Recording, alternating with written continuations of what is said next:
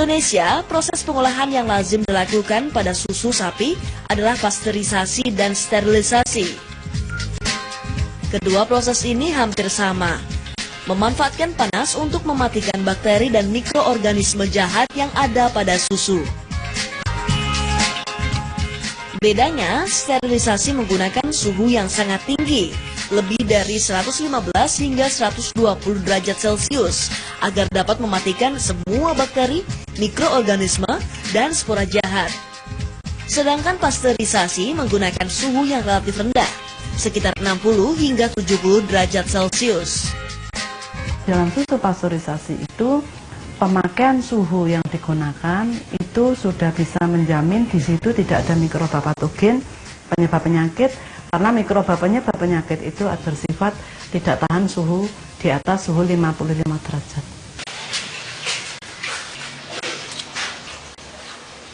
Nah, tahukah Anda, di Indonesia kini ada istilah susu listrik.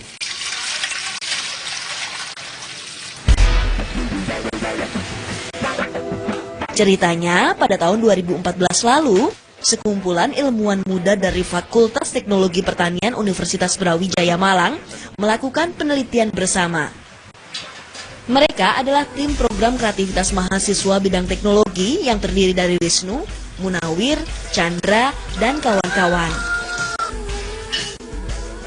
Dibantu oleh salah satu dosen pembimbing, Bapak Anang Lastrianto, mereka mencoba menciptakan Senopati, Smart Automatic Pasteurization Technology. Senopati adalah alat pasteurisasi yang dapat digunakan untuk berbagai macam minuman. Kali ini Mas Wisnu akan menjelaskan bagaimana cara kerja Senopati ini. Cara kerjanya sendiri, pertama susu dimasukkan di dalam tangki penampung atas ini. Jadi pada tangki penampung diisi maksimal bisa mencapai 15 liter. Terus bisa juga dikasih perasa-rasa. Jadi nanti fungsinya rasa-rasa biar nanti keluarannya langsung bisa berasa-rasa. Terus ada blender yang fungsinya nanti untuk menghomogenisasi dari perasa dan juga susu. Setelah tadi di blender dari atas, terus susu akan mengalir ke ohmic heating. Dari ohmic heating sendiri akan melakukan pemanasan hingga mencapai suhu 70 derajat Celcius. Dari 70 derajat Celcius ini nanti akan terjadi proses pasteurisasi. Dari pasteurisasi sendiri adalah menghilangkan bakteri-bakteri yang ada pada susu. Terlihat bahwasannya sudah mencapai 70 derajat Celcius, susu akan otomatis turun ke kondensor. Pada kondensor ini terlihat bahwasannya terdiri dari dua pipa, dua selang, yaitu selang besar dan kecil. Pada selang besar terdapat air yang tersirkulasi menggunakan pompa,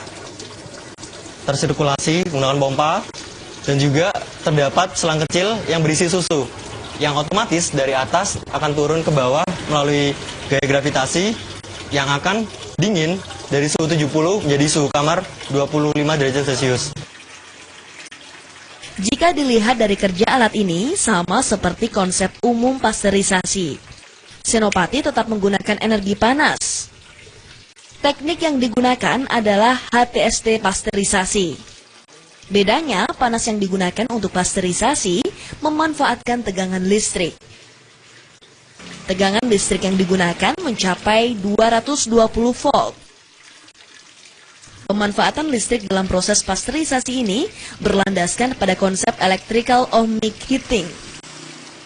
Konsep ini bermula dari hukum Ohm yang membahas mengenai hambatan listrik.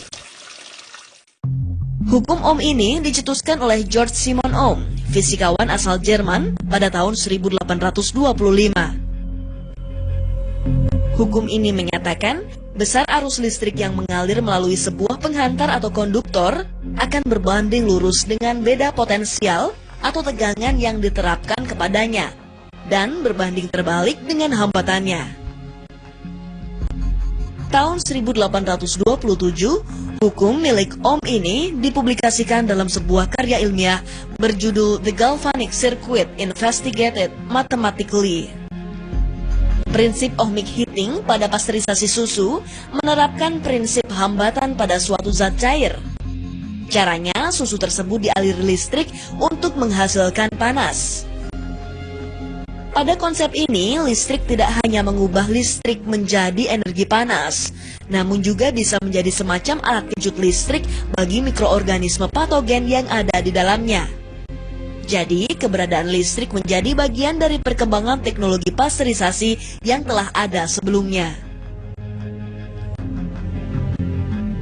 Hasil uji laboratorium Fakultas Teknologi Pertanian Universitas Brawijaya menyebutkan, alat Senopati ini dapat mengurangi jumlah mikroba patogen sebanyak 6,2 kali 10 pangkat 3 CVU pada setiap mililiter susu.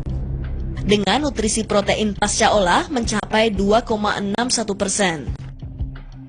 Angka ini setara dengan 2 kali lipat jumlah bakteri yang mati karena dipanaskan secara konvensional. Dengan jumlah protein hampir mendekati kandungan protein pada susu sapi mentah, yaitu sebanyak 3%. Alat yang menghabiskan biaya produksi sekitar 6 juta rupiah ini kini terus dikembangkan Fakultas Teknologi Pertanian Universitas Brawijaya dengan berbagai upaya penyempurnaan. Secara teori memang sangat sederhana, tapi setelah dipraktekkan ya memang perlu beberapa modifikasi dari teori tadi. Ya. Bagaimana memilih tegangan, bagaimana memilih dimensi dari alat dan sebagainya. Tapi untuk mewujudkan teori menjadi teknologi, apalagi bisa sampai di masyarakat, ini masih perlu kerja keras tim. Ya.